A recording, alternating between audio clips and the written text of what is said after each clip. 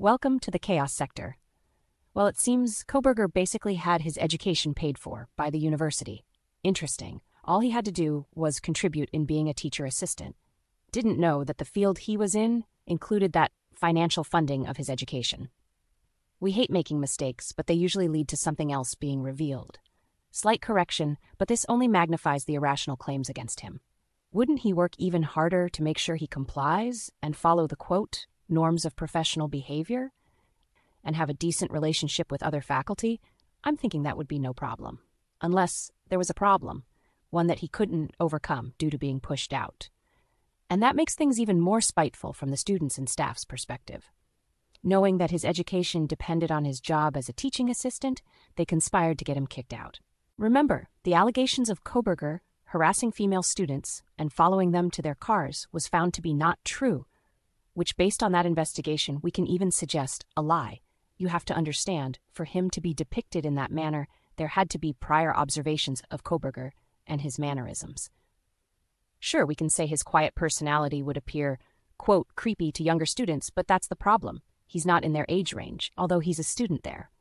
So when he passes them in the parking lot or in the hallways, he doesn't engage with them on the same peer level as one of their peers of the same age range, and that can lead to a misinterpretation.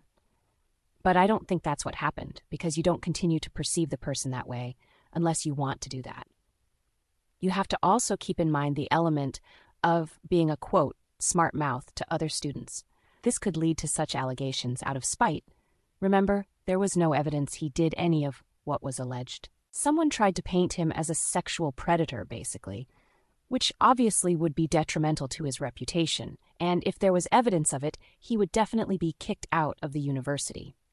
Even the attempt, which would make people perceive him as such, could lead to the faculty keeping a spying eye on his behavior, how he interacts with students, especially female students. So despite not being that person, he's wearing that jacket throughout the campus. So the damage can be done even if there isn't evidence of the accusation. Other students claim he graded them harshly. Others claim he made homophobic remarks.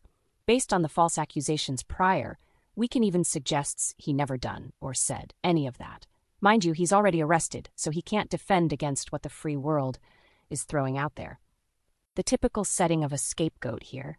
Koberger is new in town. There's drug trafficking through Oregon, Washington, and Idaho. He's a teacher assistant that, quote, rubs people the wrong way. Obviously, he will be targeted. And the extent of this target aligns with the small window of the actual murders as well. You see, which one seems more likely here? Koberger arrives in Pullman, perhaps around June or July of 2022, enrolls at WSU around August, and from that time frame, up until the week of the murders, he plotted to murder college students in Moscow. Or the college students in Moscow had started to get into deep trouble, and the plot to take them out was planned perhaps within that same time frame. And to protect the drug trafficking circle, a loner was framed for the murders. Considering the false allegations of Koberger harassing students, which more than likely led to other complications with faculty, we can see how the students at WSU may have played a significant part in making him an actual target for social ostracizing. Once he's put in the limelight, it's easier for him to be used as a scapegoat. Kaylee had moved out but returned to spend time with her best friend. She was leaving, perhaps Sunday morning or a few days later. Dylan invited her to a party. Dylan's whereabouts were never, I repeat, never accounted for that night. And Koberger would somehow be so determined, overcome with this obsession, that he literally enters a home with a driveway full of vehicles, despite the late hours, and murders not only his alleged target, but also 3 other housemates, and leaves Dylan there as a witness as he walks past her. Although this has been presented as what happened, and there is an element of psychopathic obsession, that tunnel vision of rage goes straight out the window, because that rage would have left tons of DNA. The alleged Koberger did not, I repeat, did not, have on a full mask. It only covered the lower half of his face. So this means, yep, his hair was exposed.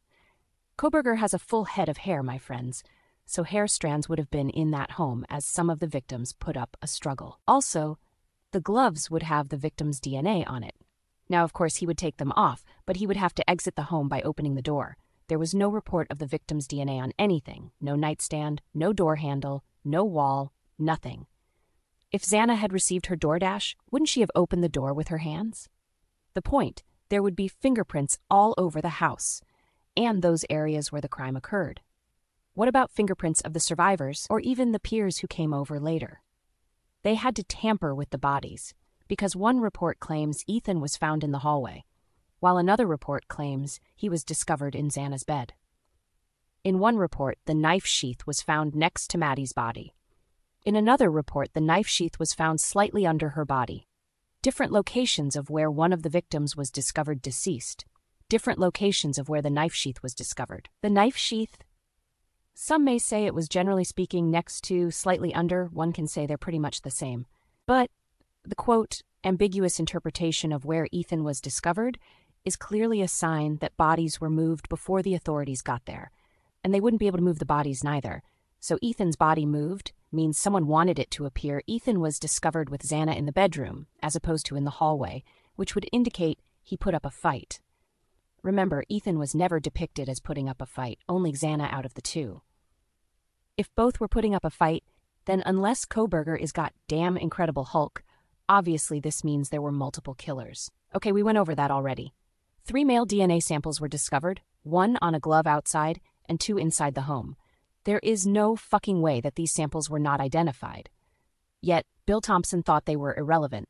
But it's not really Thompson, it's Moscow PD who thought those samples were irrelevant. The authorities would be rounding up each and every individual identified from those DNA samples. John Doe's DNA was collected. John Doe is brought in for questioning. Jack Doe's DNA was collected. Jack Doe is brought in for questioning. Jimmy Doe's DNA was collected. Jimmy Doe is brought in for questioning. Detectives don't disregard individuals who could be suspects or even the killers, but if these individuals are from Moscow, or, quote, too young to spend time behind bars, or the death penalty and come from wealthy families, well, their identities are swept under the rug and no one would ever know who they were publicly. Now, before Kohberger was arrested, these samples were collected, remember? So why weren't these males identified and brought in for questioning? Rhetorical, but we had to go back over this to highlight the frame and how it unfolded.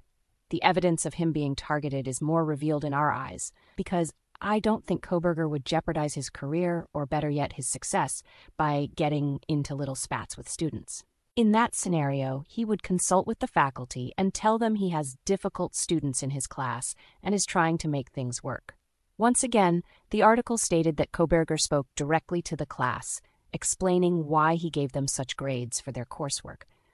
It's subjective, but more than likely, those students were being difficult, which makes it difficult for him and his degree plan. If he was dedicated enough to speak to the class directly about how he graded them on their coursework, I'm pretty sure he also tried to have a good relationship with fellow faculty members. He could have just ignored them and the grade was final. That's what an asshole teacher would do, but he didn't do that, which indicated he cared about having a good relationship with those students. You see? And there you have it. So it only magnifies the conspiracy against Kohberger at WSU. We suggested he was conspired against at WSU, and that only magnified it. But we appreciate our audience giving us that information. Let's go back to WSU while we're at it. I know it's so much to dissect, but let's go back over the whole spotting Kohberger's vehicle. Now, WSU campus police had, quote, identified Kohberger's car on the 29th, about 2 weeks after the murders. Now, get a load of this. From November 29th to approximately December 7th, when the Batman allegedly submitted those vehicles, there was no identity of the DNA collected at the home, from the media and authorities' view, of course. But let's just rewind a bit. If WSU campus police had identified Kohberger's car, which matched the description of the potential killer on the 29th, why didn't they take a trip to his apartment, or even his work office? Quote, Washington State University campus police officer Daniel Tengo conducted a search of white Hyundai Elantras registered at WSU and discovered one that was registered to Kohberger. Later that day, WSU officer Curtis Whitman located the 2015 white Hyundai Elantra in the parking lot of Kohberger's apartment complex. He ran the tags, which returned a match for Kohberger, according to the affidavit. Unquote. Wait, key statements here, my friends, those key statements. Officer Tango conducted a search of white Hyundai Elantras registered at WSU and discovered one that was registered to Kohberger. It says registered at WSU, did you catch that? At WSU, a specific location. Not a search in general, specifically at WSU. I'll let that sink in for a moment. Now, there isn't any mention of a search of white Hyundai Elantras in Pullman in general, only at the university. Surely you need to broaden your search to the entire city, right?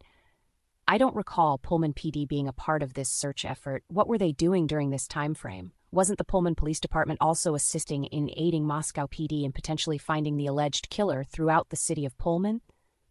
They were not focused on, if I'm not mistaken. Pullman PD was not even mentioned in this case. Really, what were they doing? Even Batman was running around tracking white Hyundai Elantras. Where was Pullman PD? We have to differentiate. Washington State Campus Police are for the university for the most part, not the city of Pullman. Although they can make arrests, they will obviously hand over that individual to the city's main police department, which would be Pullman PD. If I'm not mistaken, Washington State Police also were not mentioned here. It was Washington State Campus Police who were directly involved in the investigation. They specifically searched for white Hyundai Elantras on campus and near the campus. So where was every other police department in the state of Washington? What does this all mean, you ask? I think it's a bit obvious here. If those other police departments were involved, then you have a search for a white Hyundai Elantra in the city of Pullman and in the state of Washington. But if only WSU campus police were involved, then it focuses more on the university, even though it's in Pullman and Washington, of course. The first and only law enforcement in that town and state was in fact WSU campus police. But if they are inclined to search for the vehicle, we may be mistaken. There may be a report out there, but why wasn't there an effort from Pullman PD or Washington State Police? All of the main articles and reports are centered around WSU campus police. Simply put, they had already focused on Kohberger, who attended WSU. What prompted WSU campus police to search for a white Hyundai Elantra? The only thing relevant to Pullman PD is that Kohberger had applied for like a internship position of some sort. Again, what prompted WSU campus police to search for a white Hyundai Elantra, but not Pullman PD? For WSU campus police to search for this vehicle, in the general scope, they would assume the suspect would possibly attend college.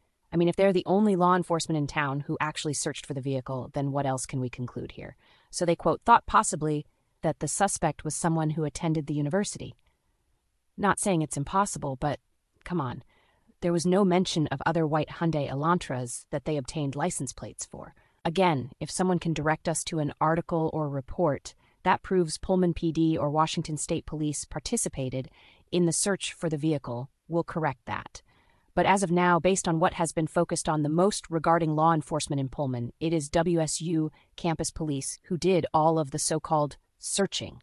They're the ones that pulled Kohberger over twice. No mention of Pullman PD being involved in any manner, nor Washington State Police. Quote, for weeks after the killings, police and FBI kept tight-lipped about the evidence they accrued. But following his arrest and appearance in court, cops have revealed the steps they took to track down the suspect. After the November 13 murders, Kohberger and his father, Michael, drove 2,500 miles in a white Hyundai Elantra from Idaho to Pennsylvania. Police obtained surveillance footage where they observed the white Elantra in the vicinity of the crime, around the relevant time frame, but the absence of a front license plate made it harder for police to track down its owner. On November 29th, police obtained surveillance footage from the parking lot of Kohberger's apartment building, some 10 miles from the murder scene in Pullman, Washington State. Unquote. Two things stick out here. The police and the FBI kept tight-lipped about the evidence they accrued. But following his arrest and appearance in court, they revealed the steps they took to track down Kohberger. That's number one. Second, the police obtained surveillance footage from Kohberger's apartment building on November 29th. Okay, so that's two. Let's actually start with number two. WSU campus police gave Moscow PD surveillance footage from Kohberger's apartments. Once again, were there any other white Hyundai Elantras in town submitted in this manner? Out of thousands of registries, did authorities provide surveillance footage from apartments, traffic cameras, gas station surveillance, all throughout Pullman? Or even Moscow? You don't have one vehicle. That is the only one focused on when there are thousands of possible matches. And this would be on the 29th. There hasn't been a match of Kohberger's identity with the DNA on the knife sheath at this point. And you know, there's the frame. It's done. There's the frame right in your face. They had Kohberger's identity before. Yes, before any bogus DNA on a knife sheath was identified. Of course, they had the identity based on the vehicle, but that's the whole point. WSU campus police was specifically searching for that vehicle at the university. And what made them do this, if there was no indication that the vehicle was assumed to be a student attending WSU? What prompted them to say to themselves, hey, let's check the vehicles of WSU students and see if we can spot a white Hyundai Elantra? You see, because during this time frame on November 29th, Kohberger had already been so-called suspected of committing the crime by someone in Pullman. Perhaps Batman was the snooper, and WSU campus police simply played it off as if they were genuinely searching for white Hyundai Elantras. Get the vehicle's license plate, identify Kohberger, and hand over all this information to Moscow PD. Mind you, this was on the same day of November 29th. I repeat, the same day on November 29th. So the suspect was already identified before any DNA so-called confirmed he was the killer. Well, that just about wraps it up, folks, but let's continue with the fuckery, and this just highlights the first issue.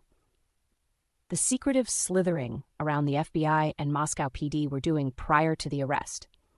Number 2 was what they were doing, setting up the frame. And then when Kohberger was arrested, now they reveal the steps they took to track down the suspect. Yeah, nobody would care at that point, because the suspect has been arrested, it's nationally covered, and everyone at that time had witnessed the so-called killer being captured. Quote, Moscow police officers visited the parking lot to obtain a license plate for the vehicle, as it matched the description of the car they saw on footage the night the students were killed.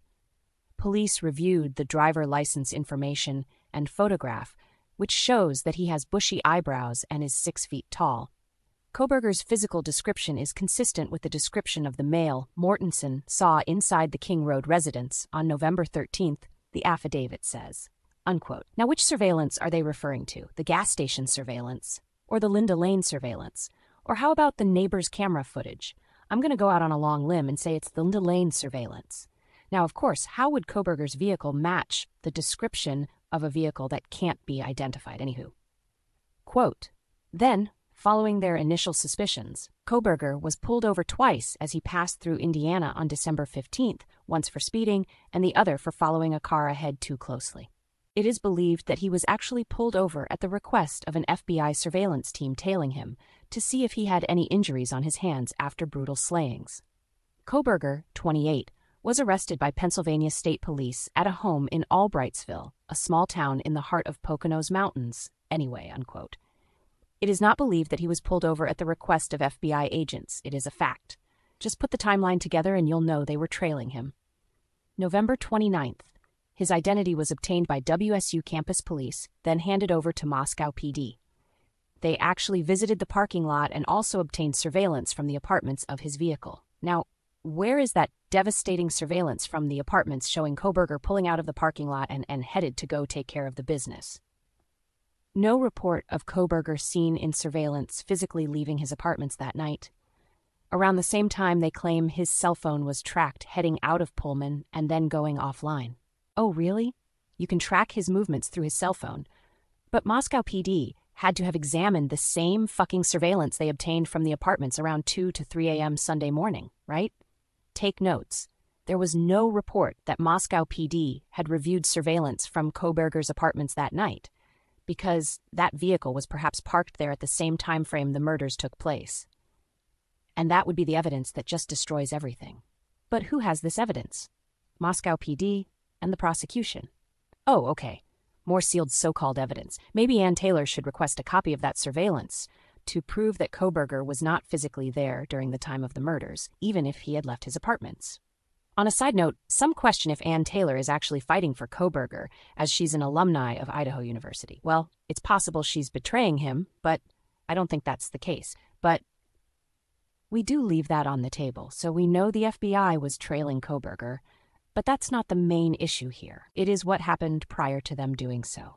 That time frame of November 29th up until December 15th is where all of the unknown activity was taking place.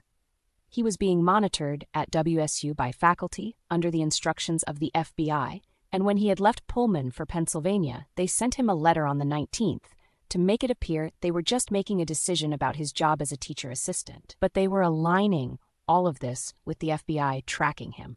Listen, If the FBI had Indiana State Police tracking Kohberger, it is obvious that this same FBI had WSU staff and even students doing the same fucking thing. The FBI had obtained his information right along with Moscow PD from WSU campus police. In fact, we can even suggest once Moscow PD obtained that information, they literally handed the investigation over to the FBI, but tried to pretend they were the big boys still doing detective work. I'm exhausted. Good work, law enforcement, letting the FBI run you into the ground. It will come back to bite you in the ass. Let's make sure we all are on the same page here. WSU campus police had obtained Kohberger's license plate on the 29th. On this same day, they provided Moscow PD with this same license plate, and they were also given surveillance footage from his apartments on this same day. In addition, Moscow PD visited those apartments as well. Yet throughout this entire time frame, there was no arrest, no questioning, no attempts to bring Kohberger in for questioning at the police station. Yet, if you're snooping around, focusing on one specific white Hyundai Elantra, then you're assuming that this could be the suspect. So if you think this could be the suspect, then you bring them in for questioning to get your answers, or at least probe enough to get an answer. But they didn't do this, my friends. Why didn't they do this? Because if they were to bring him in for questioning, we went over this. But again, if they were to bring him in for questioning around that time frame, guess what? They wouldn't have grabbed that DNA from his father. Oh yeah, see, they had to wait to get that DNA, place it on the planted knife sheath, and it's nerve-wracking breaking down this crap. They couldn't bring him in for questioning because they were using the information about him to set up the frame. Remember, there was no identity of the suspect around November 29th, but they had a person of interest to bring in for questioning. Vehicle matched the description of the perp. Go ahead. It's perfectly within the law's right to question Kohberger. But this would more than likely destroy the frame. Bring him in? He gives you an actual proven alibi during that time frame, and you can't frame him for the murders, as opposed to framing him and raiding his parents' home and arresting him without the ability to prove the alibi. You see? Great job, law enforcement. You deserve a medal of fuckery. We return. This is the Chaos Sector.